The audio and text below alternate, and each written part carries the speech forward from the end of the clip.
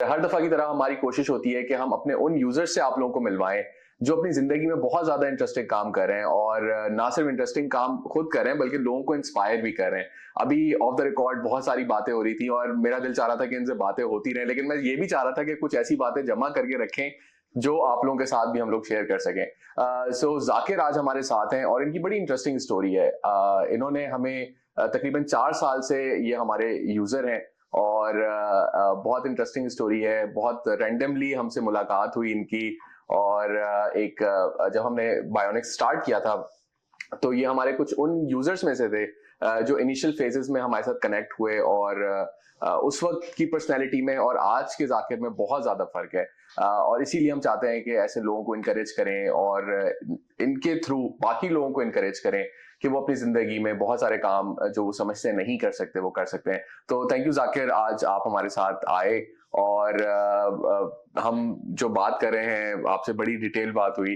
तो 4 साल हो गए हैं आपको माशाल्लाह से, और जिस तरह से अप एंड डाउन और सारी चीजें, एजुकेशन और सारी चीजें आपने देखी, तो बड़ा एक एक एक इंस्पायरिंग स्टोरी है आपकी।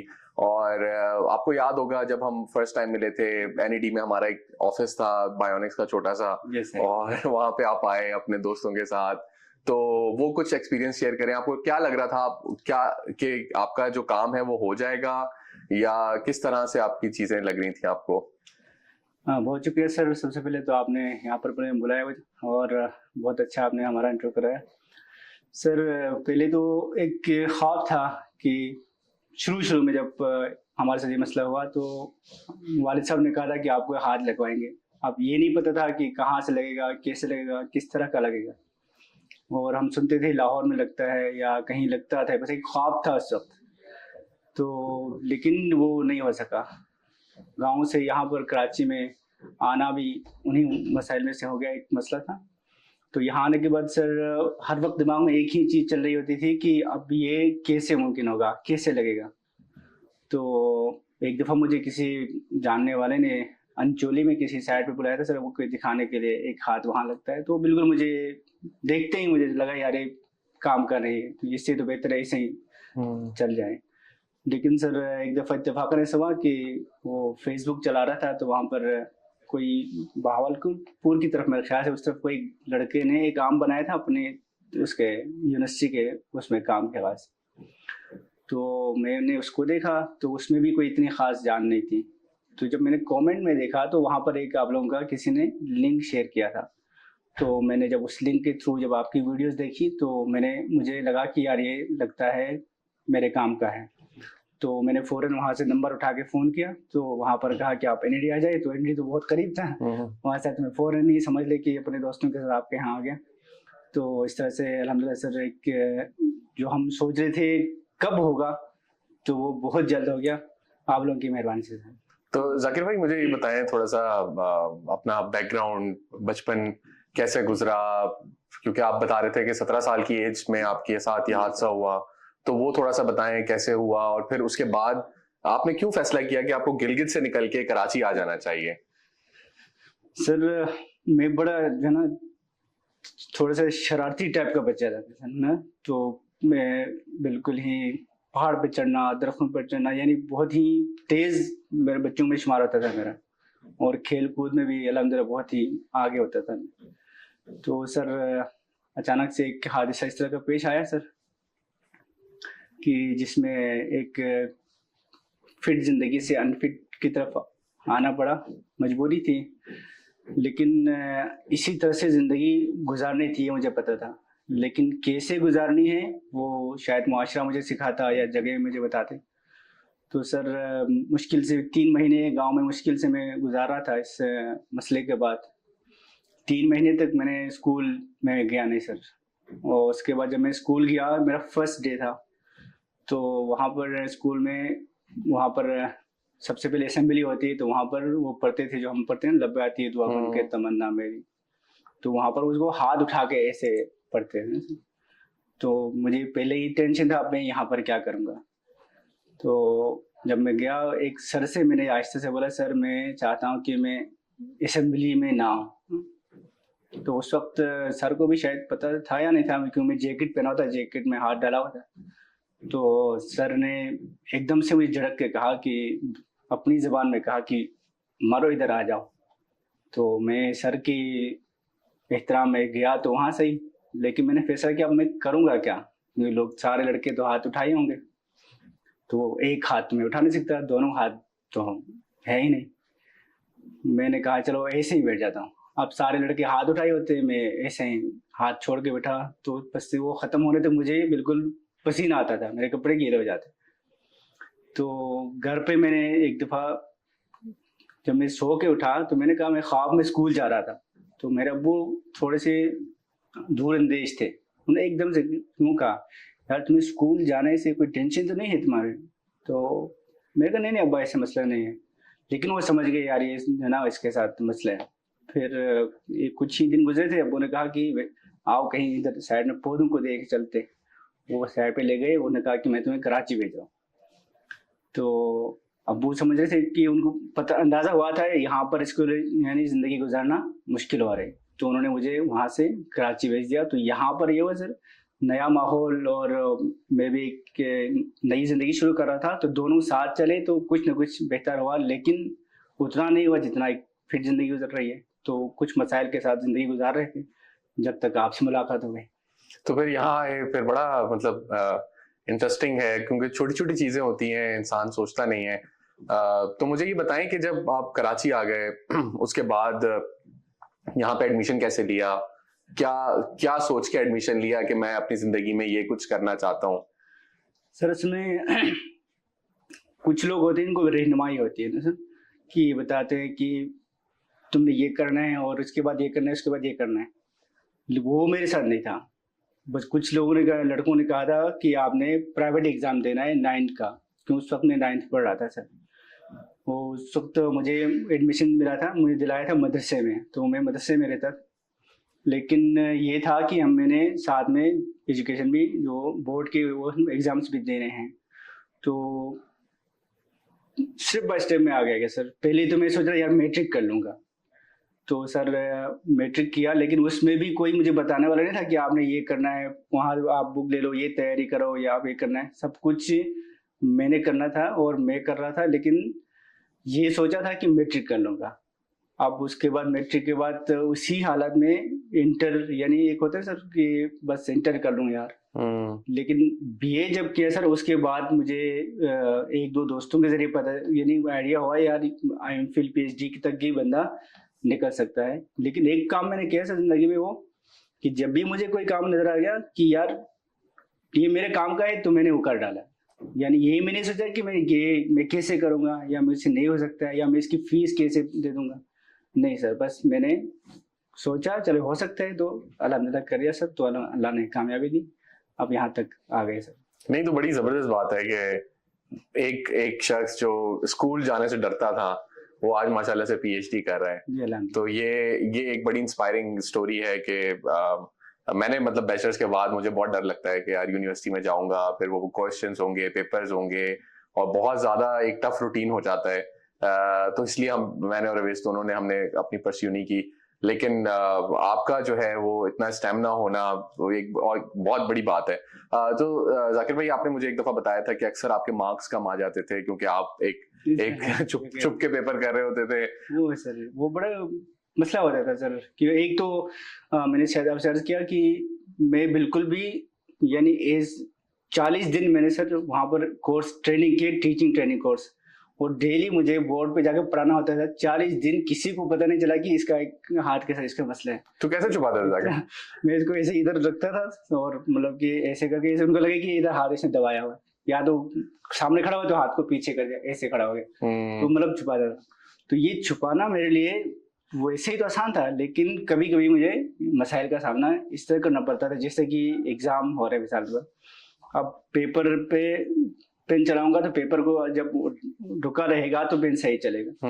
आप एक हाथ से दबा के यूं लिखते हैं नॉर्मली, तो वो मेरा हाथ होता था बोर्ड उसके नीचे, डेस्क के नीचे होता था। अब ऊपर से वो लिखता हूँ तो एक तो सबसे पहली बात मैं लाइन ड्रॉ नहीं करता था, मतलब बगैर लाइन ड्रॉ किए हुए पेपर लिख दिया। उसके अलावा जब लिखते लिखते जब नीचे पहुंचा था, पेपर हिलते तो ना मेरी राइटिंग खराब हो जाती। अब और नीचे आते आते जब आखिर आता तो ये हाथ तो पेपर से नीचे होता था, तो वो पेपर फ्री हो जाता। तो ये जो है ना एक पेपर में कमजोरी शायद चेकर को नजर आ जाए, इसलिए इतने मार्क्स नहीं आते थे जितने आने चाहिए। लेकिन आप देखो अल्हम्दुलिल्लाह सर, अब तो आराम से पेपर अल्हम्दुलिल्लाह पेपर क्या सर, तकरीबन 85% और 86% एमफिल पीएचडी में अल्हम्दुलिल्लाह है सर। जबरदस्त। तो दो इंटर में एक दफा सर वो एग्जामिनर से लड़ाई हो गई, इसी वजह से उन्होंने कहा कि हमें हाथ नीचे था, उन्होंने कहा दे दो, क्या छुपाया हुआ तुमने यहाँ पर। मैंने कहा यार कुछ भी नहीं है, मेरे को बताया था कि यार आप जाओ यहाँ मसला है, उन्होंने बस इतना भाई दे दो, बस मैं उठ के खड़ा हो गया, जाओ लेके जाओ क्या है, कुछ भी नहीं। उनको तब पता चला यार चल इसके साथ मसला है। कराची यूनिवर्सिटी में तो और मसला, वो बोर्ड भी साथ में नहीं थे, एक गत्ता लेके जाते हैं, वो भी नहीं लेके जाने देते।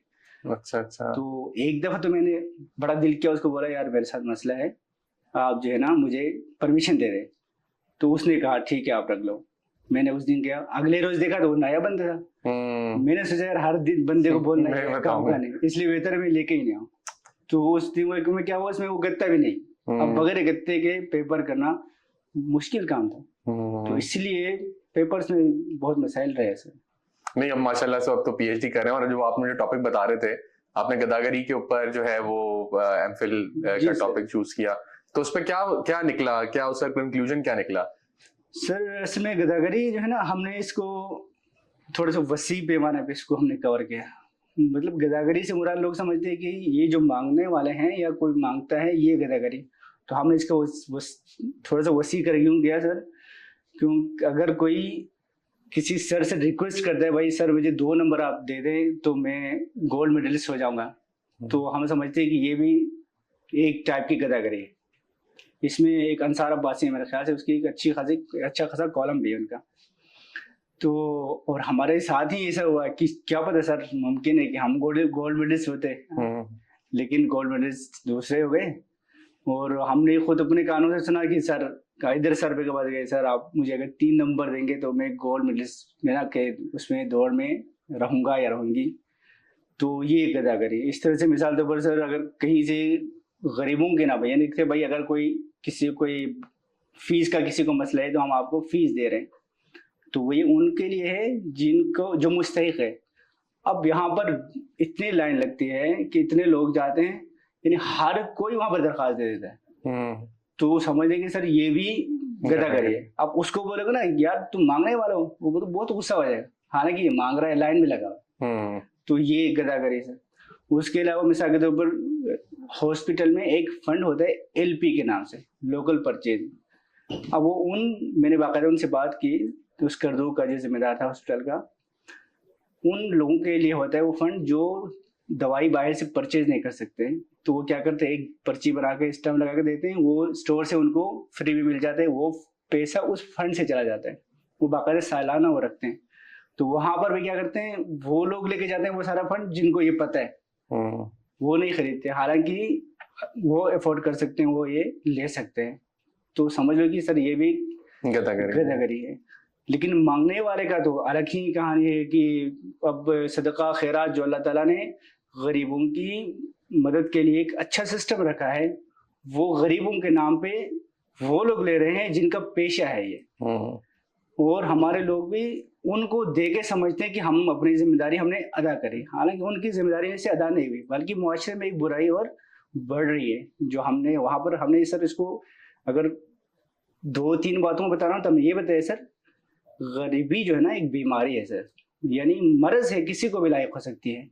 अब उस मर्ज के लिए दवा है, दवा क्या है, उसकी मदद करना। आप पैसा देंगे तो उसकी वो इलाज हो जाएगा इसका।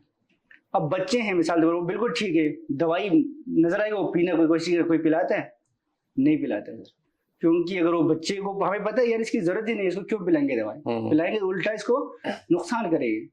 अब ये जो गदागर है वो वही है, यानी वो बगैर बीमारी की दवाई मांग रहे होते, तो हम दे रहे होते। तो इससे मुआशरे में न सिर्फ बुराई जो है ना बढ़ रही है, बल्कि मजीद मसाइल आ रहे हैं। ये इनमें देखो सर, इनको इस्तेमाल करते हैं लोग, ये मांगने वालों को क्रिमिनल जो है ना अगवा करने वाले इस्तेमाल करते हैं, इनको चोर लोग इनको इस्तेमाल करते हैं, खुद भी चोरी करते हैं। मुआशरे में इनके सर मसाइल है सर। तो हमने ये लोगों को डिसीजन ये किया कि इनको बिल्कुल आप 1 रुपया ना दें, जो मांगने वाले हैं बिल्कुल ना दें, बल्कि हो सके तो उनको भगाने की कोशिश कोशिश करें। उसके अलावा जो लोग हैं वो लोग हैं जो अच्छे खासे होकर मांगते हैं, हमने ये कहा कि आप लोग ऐसा ना करेंगे तो बेहतर है, ताकि मुस्तहिक को उसका हक मिल सके सर। तो जाकिर भाई ये जो सोशल इश्यूज हैं, जैसे ये आपने गदागरी किया, और अभी आप बता रहे थे पीएचडी के अंदर भी आपने बड़ा इंटरेस्टिंग टॉपिक जो कि आलिम और ये सारा एक जादूगर, हाँ, उनका एक आपने थोड़ा सा टॉपिक बिल्कुल सेम है सर। हमारा एमफिल का टॉपिक था असर हाजिर में, यानी आज के दौर में गदागरी के बढ़ते हुए रुझान के असबाब और असरात और उनका हल कुरान और सुन्नत की रोशनी में। यानी हमने देखना था कि ये हो क्यों रहा है, और ये होने से मसाइल मुआशरे में क्या पैदा हो रहे हैं और इसको ख़त्म कैसे करना है। वो ऐसे ही नहीं कि मेरी बातों से, बल्कि हमने उसको कुरान और सुन्नत की रोशनी में लोगों को बता दिया। अब इसी टॉपिक की तरह हमने देखा सर अभी कि असर हाजिर में तवहुम परस्ती के रुझान में इजाफे के असबाब असरात बिल्कुल सेम। तवहुम परस्ती यानी आजकल लोग जो है ना मसाइल को, मिसाल किसी के साथ मसला है तो वो समझते हैं, ये नहीं समझते कि यार शायद मेरी अपनी वजह से हुआ हो, या तो मेरे अमाल ऐसे होंगे, या तो अल्लाह ताला मुझे आजमाना चाहते हैं। बोलते हैं फलान ने जो है ना जादू किया होगा मेरे को, या तो मिसाल के पर फलान ने तावीज़ किया होगा, या तो इससे भी बढ़ाई तो सर घर में बेचारी जो बहुएं होती हैं या सास होती है उनको बर्बाद करते हैं कि इन्होंने किया होगा। तो ये तवहम है सर, ये लोगों का एक वहम है कि इससे ऐसा कोई होता नहीं। उसके अलावा लोगों के पास जाते मुख्तलिफ अपना हाल पूछते, यार मेरे साथ क्या होगा, ये क्या होने वाला है। अब उसको खुद उसका हालत नहीं पता कि रोड के किनारे बैठा हुआ इतनी बुरी हालत में, वो लोगों का हाल चेंज करने की कोशिश कर रहा है, तो वो लोग उससे बड़े खुश हैं और उसके पास जाते हैं। इस तरह के सर माशरे में जो इस वजह से जो मसाइल पैदा हो रहे हैं, हम चाहते हैं सर इसमें एक लोगों को आगाही मिले यार ये क्यों हो रहा है और इससे करने से क्या हो सकता है। तो ये कोशिश है सर, इंशाल्लाह अल्लाह करे कामयाब हो जाए तो बहुत बेहतर रहेगा सर इंशाल्लाह। नहीं, जबरदस्त, मुझे बड़ा अच्छा लगा सुन के कि बहुत कम लोग ऐसे होते हैं जो सोशल इश्यूज के ऊपर जो है वो इतनी रिसर्च करते हैं, सारी चीजें करते हैं, और मतलब आप उस चीजों को बड़ा क्लोजली मॉनिटर भी कर रहे हैं, देख भी रहे हैं, और माशाल्लाह उसको बहुत अच्छे से कर भी रहे हैं। तो मुझे ये बताएं जाकिर भाई कि ये जो आपकी लाइफ का जो चेंज आया एक ऐसे शख्स से जो बिल्कुल ही इंटरेक्टिव नहीं था, मतलब छुप के अपनी जिंदगी गुजार रहा था, और अब माशाल्लाह से क्योंकि अब आपका काम ऐसा है, आपकी रिसर्च ऐसी है जिसके अंदर आपको लोगों से इंटरेक्शन भी करना पड़ता है, मिलना भी पड़ता है, तो उस आज के जाकिर में और पुराने जाकिर में कितना फर्क नजर आता है आपको? सर बहुत फर्क है सर, वो इसलिए मैं थोड़ा सा पीछे से आपको लेकर आऊंगा सर। यूनिवर्सिटी में क्या होता था, हमें वहाँ जाके स्टेज पे बोलना पड़ता था, या कोई फंक्शन हुआ आप कोई आप स्पीच कर सकते थे, तो अलहमदिल्ला सर मैं अच्छी खासी स्पीच कर सकता, लेकिन मैंने कोई स्पीच नहीं की एक दफ़ा टोटली। तो ये होता था कि मैं सोचा था कि अगर सामने खड़ा होऊंगा तो सबको पता चलेगा कि इसका ये मसला है। यूनिवर्सिटी में 110 हमारे क्लास फेलो थे सर, उसमें से किसी को नहीं पता था सिवाय एक ही, वो भी मैंने खुद बोला था, दोस्त था, बड़ा गहरा हुआ था। तो वहाँ पर सामने खड़ा होना मेरे लिए मसला इसलिए था कि मुझे पता लगेगा कि इनको पता चलेगा। एक दफ़ा सर ऐसा हुआ कि हमारे एक सर से एक मसले में इख्तिलाफ हुआ, सर ने कहा ऐसा होगा, मैंने कहा ऐसे होगा, वो था तयम्मुम का मसला। तो आखिर में सर ने कहा चलो तुम करके दिखाओ। फिर अब मैं क्या करूँ मैंने कहा सर सॉरी सर आप सही कह रहे, मैं नहीं हो सकता मैंने ये नहीं बताया, लेकिन फिर मुझे ये टेंशन है कि यार अब सर क्या सोचेगा, इसको तो आता ही नहीं था, ये बहस कर रहा है। फिर अकेले में सर से मिला, मैंने कहा सर मेरे साथ ये मसला है, वो सर को नहीं पता था। तो मुझे एहतियात करने में मेरे तकरीबन 50% जो है ना मेरे जो समझने की सलाहियतें मैं लोगों को नहीं दिखा सकता था सर। और मुझे सबसे पहले कहीं मिसाल जैसे नमाज में खड़े होते हैं तो मुझे पहले टेंशन होती थी कि यार मैं खड़ा कहाँ होऊंगा, इधर खड़ा होऊंगा तो ये इसको पता चलेगा, इधर खड़ा होऊंगा तो मैं कोशिश करता दीवार की तरफ होके खड़ा हो जाऊं। और उससे भी एक मजे की बात है सर, जुम्मे में चला गया वहां पर सफोरा की तरफ, पहला जुम्मा था उस वक्त कराची में आके। तो नमाज के बाद उन्होंने एक दुआ पढ़ी, उसने कहा कि सब हाथों पे हाथ लगा के नमाज दुआ पढ़ने है। तो अब सर उसने कहना था कि मेरा तो पसीने शुरू हो गए, अब मैं क्या करूंगा। अब इधर वाले ने हाथ लाया, मैं तो हाथ देने था, उसको कहा मैं इधर हाथ रखो कंधे पे बहुत है तो उसके बाद मैं कभी जुमे भी नहीं गया। उस जीवन यानी जहाँ पर मुझे पता था कि ये वाला दुआ पड़ेगा तो फिर वो ये करेगा। लेकिन अभी मैं चला गया क्योंकि मुझे पता था कि मेरे पास हाथ है, मैं खड़ा हो गया, वो इसने पकड़ लिया, उसको पता लगा कि ये कैसा है, लेकिन मुझे ये तो था कि मेरे पास हाथ है भाई, खड़ा हो गया। तो लोग परेशान हो जाते होंगे जब मतलब जुम्मे की नमाज में ऐसे आप हाथ जब बायाने कान से पकड़ते होंगे। हाँ, उसको तो शायद लगा कि ये किस तरह का हाथ होगा, लेकिन मुझे तो ये था ना सर कि मेरे पास है, कोई इशू नहीं है। और इसी तरह से अब मुझे पहले ये था कि लोग बोलेंगे तो बोलेंगे दिखाओ, अब लोगों का वो जो माजूरी की तरफ जो दिमाग जाता है ना, अब वो नहीं जाता है, अब वो इस तरफ जाता है। यार आप ये बोलते हैं कि ऐसा काम करता है, पकड़ता है, हाँ मैं दिखाता हूँ, ये लोग पकड़ लो। अब कुछ बच्चे बोलते हैं सर ये आपका हाथ तो चलता नहीं, कैसा हाथ, मैं क्यों नहीं चलता, आप पकड़ो। प्लेन एक हिसाब से बिल्कुल जो माजूर का जो दिमाग था ना वो आप शायद निकल जाते हैं। आप एक फिट बंदा है, ठीक है, चल रहे हैं और अच्छे से जिंदगी गुजार रहे हैं। तो माशाल्लाह जाकिर भाई, बच्चे आपके हैं तो वो सवाल करते होंगे कि मतलब इससे क्या कर सकते हैं या सारी चीजें। सर ये मेरा बेटा शुरू में जब नहीं लगा हुआ था तो शायद दोस्तों में डिस्कस होती होगी, अल्हम्दुलिल्लाह मेरे सर 12 साल का है मेरे बेटा माशाल्लाह। तो वो आके बार-बार मुझसे पूछता था बाबा आप बाइक चला सकते हैं? तो जब हाथ नहीं लगा था तो बाइक तो मैं चलाता नहीं था, मैं उसको बोलता था बेटा मैं चला सकता हूँ, लेकिन उसको भी पता था कि बाबा बाइक चलाते नहीं और मैं भी चलाता नहीं था। और शायद बच्चों को भी सवाल लोग पूछते होंगे कि क्या हुआ क्या नहीं हुआ, खैर वो आके बार बार इस तरह की बातें करते थे। अब अल्हम्दुलिल्लाह सर उनको भी एक अलग से वो जान में जान आ गई, वो जल्दी से वो मेरी बेटी तो छोटी तैयार होती है, मैं तैयार होता हो रहा तो वो लेके आती है बाबा आपका हाथ ले लो चला। वो बाकायदा सर शुरू में लगी तो मेरी छोटी बेटी इसको चूमती थी। हाँ माशाल्लाह। ऐसा तो बच्चों में भी हौसला बढ़ा सर, बच्चों में हौसला बढ़ा। और मुझे शहर में आके असल में हमारे जब डिसेबल हो जाता है बंदा तो कभी कभार ये होता है कि पहले नहीं पता होता कि यार मेरे साथ ये मसला हो सकता है, यानी एक कमजोरी की वजह से एक मसला जो पेश आता है उसकी जिंदगी में। जैसे कि मैं यहाँ आया और जिंदगी गुजारा आराम से, मैं एक हाथ से तो क्रिकेट भी अच्छी खासी सर एक ओवर में 3-3 छक्के भी लगाए तो मसला नहीं, बॉलिंग कर ली, कैचिंग वगैरह कोई मसला नहीं। लेकिन कुछ काम होते जो नहीं कर सकते, जैसे कि मुझे जरूरत थी कि मैं बाइक चलाऊं सर, और लेकिन मैं बाइक नहीं चला सकता था। 1-2 दफा अटेम्प्ट भी कर ली लेकिन बहुत रिस्की था, तो ये बहुत कमी थी मेरे लिए। वो मसला ये था सर, मैं आपको बताऊं कि मैं जब एक जगह से दूसरी जगह जा रहा होता था, मैं इधर उधर देखता था, कोई देख नहीं रहा, फिर भाग जाता था, यानी टाइम को वो करने के लिए। यानी खाली प्लॉट है जैसे कि सोसाइटी है मिसाल, तो प्लॉट खाली है, इधर से भी रास्ता, इधर से मैं बीच से गया और मैं इधर देखा कोई नहीं है, भाग गया वहां से ना, दौड़ लगाई ताकि मैं जल्दी पहुंच जाए। और मैं यूनिवर्सिटी की तरफ से आता था, अगर ब्लॉक 2 की तरफ बहुत दूर था, पैदल चल। एक दफा मेरे कजन लेके आया मुझे और घर जाके उसने बोला यार जाके भाई जा कहाँ रहे और कैसे चल रहे हैं इतनी दूर, ये पैदल जा। बोले करता क्या, यानी वहां ना आपको रिक्शा मिलेगा ना आपको गाड़ी मिल रही है, और रक्षा आप बुक तो कर नहीं सकते, यानी आपको मुश्किल से आपसे 4-5 हजार रुपये मिल रहे हैं, तो आप क्या करेंगे। तो एक जो बड़ा मसला था मेरे लिए वो हल हुआ इसकी वजह से। मैंने बाइक अल्हम्दुलिल्लाह सर, आपको तो शायद मैं बताया जिसका काम हो रहा था मेरे घर पे बाइक मैंने खड़ी करी, बाइक चलाऊंगा। तो इससे बहुत सर समझ ले कि इस हवाले से तो मेरे लिए कहूंगा कि 90% मेरे लिए फायदा हुआ। माशाल्लाह।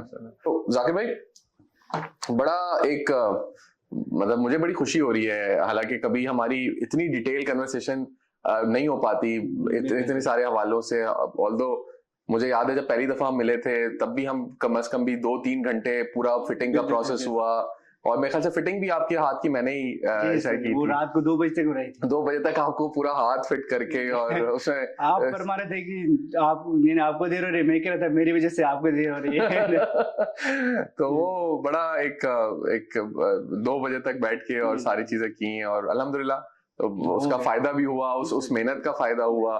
तो ये बड़ा एक इम्पोर्टेंट होता है कि ज्यादा से ज्यादा टाइम देना और सारी चीजें करना लोगों के साथ। तो सर देखिए सर, इंसान के लिए ना पैसा जरूरत है कि वो बगैर पैसों के नहीं जी सकता, जिंदगी नहीं गुजार सकता। लेकिन वो उस कमाई के साथ साथ अगर उस पर खुलूस हो ना सर, जैसे कि अभी कल एक लड़के को मैंने कोई काम पे लगवाना था, किसी बुजुर्ग के ख्याल करना, सैलरी भी अच्छी थी, लेकिन मैंने उससे कहा कि देखो तुम इस सैलरी के साथ अगर तुम ये सोचोगे यार मैं इस बुजुर्ग की खिदमत कर रहा हूँ, तो तुम्हें अलग से अजर मिलेगा, तुम्हें सवाब भी है। इस तरह से सर ये है कि काम तो हर कोई करता है, लेकिन उसमें खुलूस शामिल होना सर, जैसे कि माशाल्लाह से आप लोगों ने खुलूस देखा मैंने, ठीक सर, तो उससे बंदे में एक अलग से जान आ जाती है, बिल्कुल सही कह रहे हैं। अपनायत महसूस होती है, अपना लगता है। ये सर मुझे बताइएगा कि आप बड़ा जबरदस्त एक टॉपिक बता रहे थे कि मुझे याद है यार्क का जिक्र हो रहा था कि आप वहां पे आपकी यार्क है गिलगित के अंदर, एक बड़ा टूरिज्म है और आप लोग भी कोशिश कर रहे होते हैं, जब जाते हैं वापस तो एक बिल्कुल सारी चीजें चेंज हो जाती हैं। लेकिन बहुत सारे ऐसे लोग हैं जिनको अभी तक पता भी नहीं होता हाथ और बाकी चीजों के बारे में, और आप ढूंढ भी रहे होते हैं ऐसे लोग जो छुप रहे होते हैं अपनी जिंदगी में और आपको वो पुराना जाकिर नजर आ रहा होता है उनमें, जैसे नुमान का आप जिक्र कर रहे थे। तो उसको किस तरह से आप आइडेंटिफाई करते हैं लोगों को कि जिनके जिनके इस तरह से जिनके साथ ये मसला है और वो छुपा रहे होते हैं, तो आप कैसे पकड़ लेते हैं? क्योंकि पहले ये काम हमने किया हुआ है सर, तो ये नहीं होते सदर में जो कुछ धोखेबाज होते हैं लड़के, वो पकड़ लेते हैं। मैं इनसे बोलता हूँ ये पहले मैं भी करता था, वो चले जाते हैं।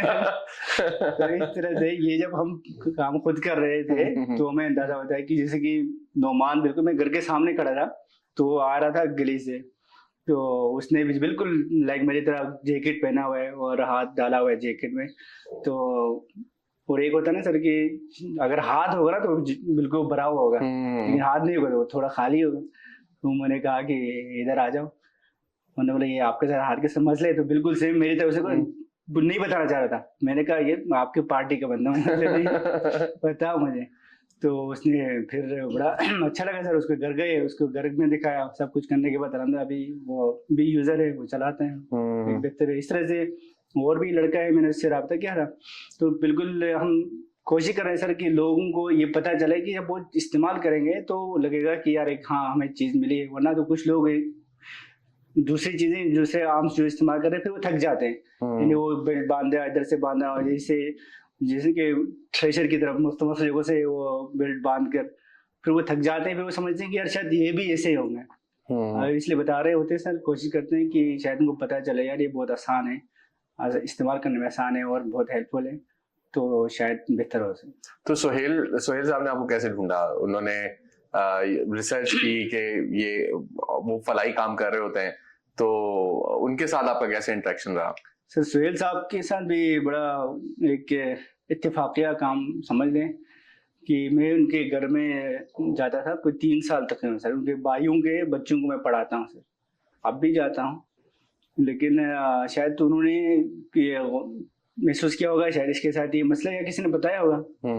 तो एक दिन इतना का बड़े अच्छे इंसान है, यानी वो कोशिश करते हैं कि बिल्कुल इस तरह से बात करें कि अगले को महसूस ही ना हो। तो उन्होंने कहा कि बेटा आपसे मिलना है। तो मेरे दिमाग में तो वही पहले से ही बात होती यार, यही पूछेगा कि क्या हुआ, मैं ठीक है क्या, मैं गया नहीं। वो कुछ दिनों बाद फिर गाड़ी में नजर आया, उन्होंने बोला बेटा आपसे कहा था मिलना है, तो आप मिले क्यों नहीं? मैंने कहा हाँ मिलना था, मैं सोच रहा था। फिर मैं वहां से बचा के निकल गया।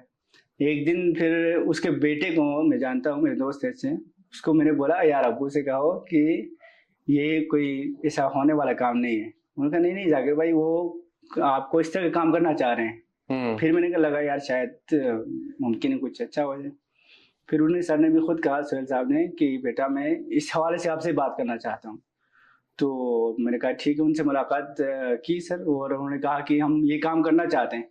वो मैंने कहा सर फिर तो मसला ही हल हो गया, पहले का काम मैंने किया हुआ पहले ही, क्योंकि आपसे रब्ता हुआ था, आपका सारा डिटेल मेरे पास मौजूद था, एकदम से उनको दे दिया। और सोहेल साहब ने भी दूसरों की तरह नहीं कि इधर बताया उधर बताया, एकदम से मुश्किल से 2 हफ्ते में उन्होंने ये सारा काम करके दे दिया।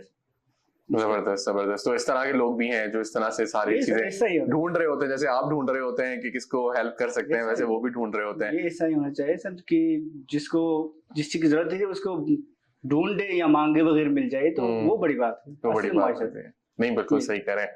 तो आप आगे पीएचडी हो गई, अब आगे का क्या है, आगे क्या करना चाहते हैं जिंदगी में? चाहते तो है सर, अल्लाह करे इंशाल्लाह इनसे कामयाबी हो जाएंगे सर। अगर हो सके तो एलएलबी करेंगे सर। ओह वाह। जी सर एलएलबी करेंगे, क्योंकि एलएलबी की जरूरत है मुआशरे के लिए सर। उसके बाद जो इंशाल्लाह सियासत ज्वाइन करेंगे सर। अच्छा अच्छा, जी सर, ये भी इंटरेस्टिंग है। बिल्कुल सही। तो माशरे में चेंज लेकर आएंगे ताकि चीजें बेहतर हो। वो उसमें लोग सियासत को भी बुरा समझते हैं, तो वो सियासत कोई बुरी चीज नहीं है, लेकिन सियासत में जो लोग हैं उसमें उनमें कमी कोताही हो सकती है। और लेकिन एलएलबी जो है एक मुआशरे की वजह से जरूरत पड़ गई सर, वो करेंगे तो बहुत अच्छा रहेगा। जी सर। नहीं तो इतनी हिम्मत कहाँ से लेकर आते हैं कि एक पीएचडी के बाद फिर एलएलबी, फिर इंशाल्लाह आगे सफर कंटिन्यू है। सर असल में ये है ना, बंदे कुछ लोग होते हैं कि भाई मैंने पढ़ के फलां जॉब करनी है, यानी एक के हिसाब से वो जॉब के लिए पढ़ रहे होते हैं, तो उनको जॉब मिल गई, समझो उनकी पढ़ाई का मकसद पूरा हो गया। तो मतलब वो कुछ कमाना चाह रहे थे।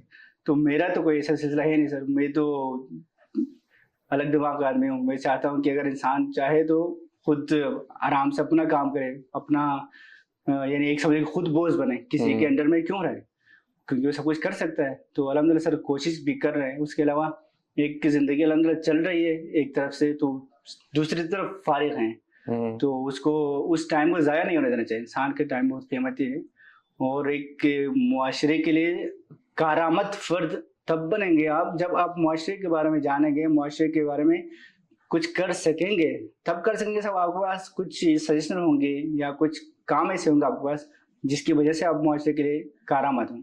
तो कोशिश कर रहे हैं सर, अगर ये हो जाए तो मुआशरे के लिए बेहतरी हो, मुआशरे में अच्छाइयाँ आ जाए, तो तभी मुमकिन होगा सर हम जब हमारे पास कुछ होगा। जबरदस्त, बहुत जबरदस्त बात की। और इसी के साथ हम आज का जो पॉडकास्ट है बहुत ही ज्यादा इंस्पिरेशनल और बहुत ही मजा आया आपसे बात करके, आपके सारे व्यूज जान के। और ये हादसा, ये डिसेबिलिटी तो किसी के साथ भी हो सकती है, लेकिन इंसान अगर अपनी सोच बेहतर रखे और बड़ी रखे तो आप एक बहुत बड़ी एग्जांपल हैं कि वो कोई भी काम ऐसा दुनिया का नहीं है जो अचीव नहीं कर सकता। सर वो ना कहते हैं कि लई सलील इंसान इल्ला मासा, इंसान के लिए अल्लाह ताला फरमाते हैं कि जो वो चाहेगा वो ही मिलेगा, उसके अलावा कुछ नहीं मिलेगा। उसके अलावा लोग तकदीर के ऊपर छोड़ देते हैं। तकदीर भी हमारे हाथ में, हम जो चाहेंगे वो हम कर सकेंगे, कुछ नहीं करेंगे तो तकदीर के नाम पे ही पड़े रहेंगे। सर उन्होंने वो खुदा बंदे से खुद पूछे बता तेरी रजा क्या है, तो वो तभी मुमकिन है सर जब हम कोशिश करेंगे। तो इंशाल्लाह ये है सर। जबरदस्त जबरदस्त। चलें, thank you so much Zakir, आप आए हमारे पास और बड़ा अच्छा लगा आपसे दोबारा से बात करके, दोबारा से मिलके, और इतनी ज्यादा इंफॉर्मेशन और इंस्पिरेशनल आपने बातें की हैं। तो आई एम श्योर हमारे जो बाकी लोग होंगे जो बायोनिक्स को सपोर्ट करते हैं, देखते हैं, उनको बहुत ज्यादा कुछ सीखने को मिलेगा, आप लोगों को सबको। सो आज के लिए, इस एपिसोड के लिए इतना ही। Thank you so much. देखते रहें, बायोनिक्स के एपिसोड इस तरह से आते रहेंगे, और जाकिर जैसे, मुआज जैसे और हमारे तमाम यूजर्स जो बड़ा एक इंस्पिरेशन है, हम सबके लिए इंस्पिरेशन है, उनसे हमें बहुत कुछ सीखने का मौका मिल सकता है। Thank you so much.